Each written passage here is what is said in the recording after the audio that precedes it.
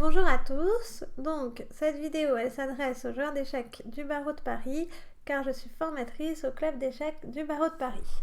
Donc dans cette vidéo on va regarder un peu comment réfléchir quand on est grand maître. Donc cette partie elle m'oppose à la joueuse iranienne très très forte, j'ai les blancs et elle a les noirs. Donc du coup, on va regarder la partie, comment elle s'est déroulée. Donc cette joueuse iranienne, elle a été vice-championne du monde en semi-rapide en 2018 et vice-championne du monde de Blitz aussi. Donc cette partie, elle s'est jouée en semi-rapide au tournoi du Cap d'Agde.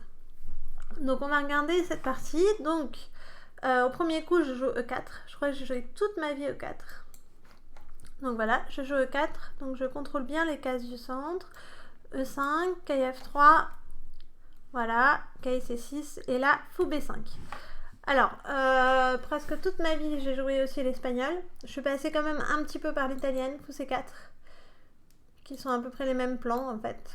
Ça se rejoint un petit peu, toujours les plans de venir attaquer sur le roc et les plans de prendre le centre avec C3 et D4. Donc c'est toujours un peu les mêmes idées, mais en fait je préfère l'espagnol car c'est une ouverture un peu plus complexe qui ouvre plus de possibilités. Et où il y a plus de théorie aussi, j'aime bien quand même regarder des lignes, des parties de très forts joueurs et tout. Et sur l'espagnol, c'est vrai que ça nous offre beaucoup de possibilités. Donc fou B5. Alors, là il joue à 6, fou A4. Donc maintenant cavalier F6. Ok, donc là je décide de roquer. Donc tout ça c'est la théorie. B5, fou B3 et fou C5. Alors, cette variante, c'est une variante très très intéressante du côté des noirs. En fait, ça s'appelle la variante Artangel. Donc là, vous voyez, c'est presque pareil qu'une italienne, sauf que les noirs ont joué A6 et B5. Et le fou est en B3. Donc c'est encore un peu différent. Donc cette variante, elle est très utilisée du côté des noirs, de la part d'un joueur comme Caruana. Donc j'avais déjà analysé du côté des blancs, mais c'est vrai que c'est très très difficile de prendre l'avantage. Alors, là j'ai joué à 4, donc c'est un coup qui sert à ouvrir la colonne A, puisque là je menace déjà de prendre le pion en B5, et le pion ne peut pas reprendre car il y a la tour derrière. Donc A4, donc j'avais déjà travaillé ce coup évidemment chez moi à l'avance. Tour B8, et maintenant C3. Donc pareil, je veux prendre le fou. Alors D6, D4, je prends le centre, fou B6, et là A5. Donc s'il fait cavalier prend A5, et bien là je vais pouvoir sacrifier ma tour. Tour prend A5, voilà, le fou vient reprendre en A5, et maintenant pion prend E5, vous voyez, j'attaque son cavalier F6. Et si par exemple le pion vient reprendre, maintenant je vais faire dame prend dame, roi prend, et cavalier prend E5. Donc ça c'est un piège à connaître. Je menace à la fois d'aller sur la case C6 et je menace cavalier prend F7. Donc je fais une double attaque. Donc tout ça c'est un piège que j'avais bien en tête. Donc du coup sur A5 on revient à la position initiale. Donc cavalier prend A5 n'est pas possible. Et fou prend A5 n'est pas possible non plus. Car je peux jouer D5, attaque le cavalier en C6. Voilà. Alors, du coup, A5, elle joue fou A7. Et là, H3. Donc, je ne sais pas si au barreau de Paris, il y a beaucoup de joueurs qui jouent l'espagnol. Il me semble que c'est plutôt l'italienne, mais bon. Alors, ça se rejoint de toute façon dans les plans. Donc, H3. Donc, H3, tout simplement, c'est pour éviter que le fou vienne en G4. Alors, le pion E4 n'est jamais prenable car il y a fou B5, vous voyez. Voilà, donc fou B7, ok, et maintenant fou E3. Alors, là, maintenant, si on prend le pion E4, là, je peux jouer D5. J'attaque le cavalier en C6. Si maintenant le cavalier bouge, et ben, je vais pouvoir manger le fou en A7. Et là, regardez bien, si le fou prend le fou en E3, et ben, je peux prendre le cavalier en C6. Et j'attaque à la fois le fou noir en B7 et le fou noir en E3. Donc, sur fou E3, le pion en E4 est imprenable. Voilà, pion prend D4, pion prend D4, cavalier E7. Alors, là maintenant, elle va attaquer le pion E4 deux fois par le fou et le cavalier. Donc, je le défends. elle peut toujours pas le prendre ici, car si elle prend, cavalier prend, fou prend. Et maintenant, fou prend F7. Attaque le roi vient prendre. Et là, échec, vous voyez? J'attaque le fou et le roi. Et maintenant, il est déroqué et je vais reprendre tranquillement le fou en E4. Et là, j'ai une meilleure position avec les blancs. Donc, cavalier D2, petit roc, voilà. Il ne peut pas prendre le pion E4. Et là, fou G5. Alors, fou G5, c'est un coup hyper intéressant.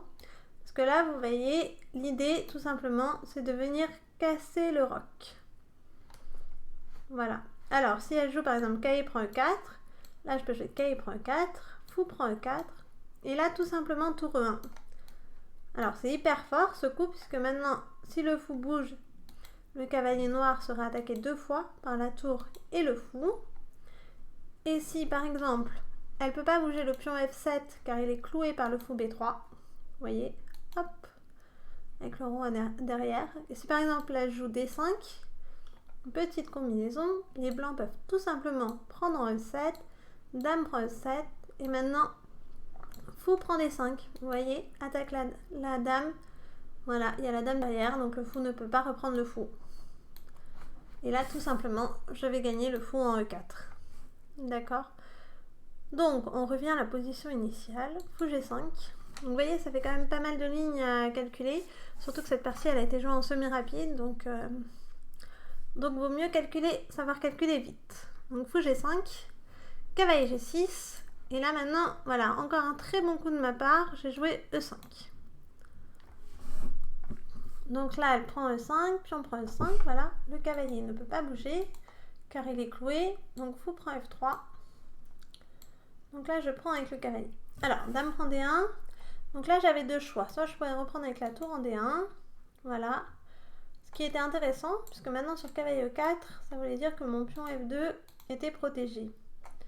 Mais en fait, moi, je voulais absolument contrôler la case C5, vous voyez, pour pas qu'il revienne avec cavalier C5, cavalier E6, etc.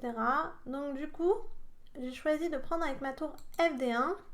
Pourquoi? Parce que sur cavalier E4, eh ben, je voulais jouer fou E3. Comme ça, maintenant, si je joue cavalier C5, ben là, il va se retrouver cloué. Donc, j'ai qu'à juste bouger mon fou. Et maintenant, je menace soit B4, soit tour C1. Voilà. Donc, je suis juste gagnante. Et alors, fou prend E3, puis on prend E3. Voilà. Maintenant, il revient vite avec son cavalier. Sinon, il est enfermé. Je vais faire tour C1 et le cavalier E4, il sera vraiment super mal placé. Donc, cavalier C5 et maintenant fou D5.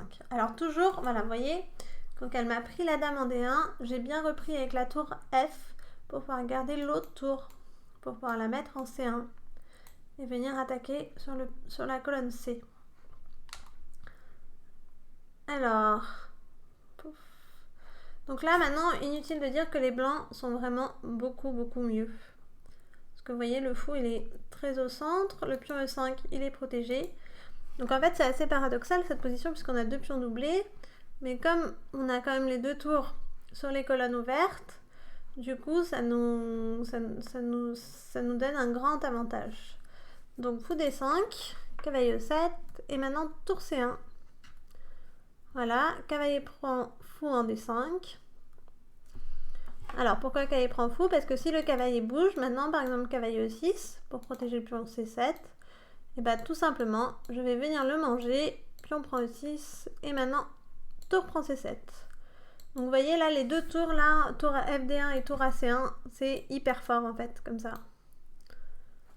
Alors, cavalier prend D5, tour prend D5. Donc si le cavalier va venir en E6, tout simplement, maintenant je vais jouer cavalier D4, d'accord? Alors, ouais, cavalier D4 c'est bien, mais il y avait aussi tour C6 qui était très bien aussi. Donc cavalier D4, maintenant cavalier prend D4, pion prend D4, et là je menace le pion C7, donc tour C8 par exemple. Et là maintenant, tour C6, attaque le pion A6, d'accord? Tour A8, et là, tour D7. Voilà. Alors sur cavalier E6, on pouvait aussi jouer tour C6, attaque le pion A6. Voilà, tour A8, et maintenant cavalier D4. Donc dans les 2 cas, les blancs avaient un bon avantage. Donc tour prend D5, cavalier prend B3, et là, tour prend C7. Alors là, c'est hyper intéressant parce que maintenant, j'ai ma tour en 7e rangée. Donc la tour sur la 7e rangée, en finale, c'est super bien. Cavalier prend A5 et là E6. Pourquoi je joue E6? Parce que maintenant s'il fait F prend E6, j'ai mes 2 tours qui vont venir sur la 7e, donc tour D7 et tour. Voilà, et tour C7.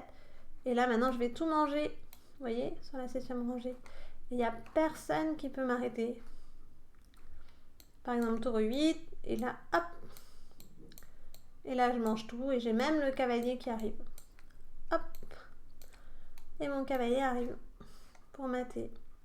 Donc là, les 2 tours sur la 7e, c'est hyper fort.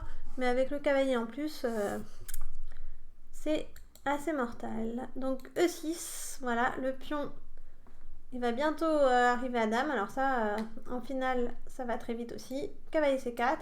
Et là maintenant, je mets ma 2e tour. Vous voyez, tour D7.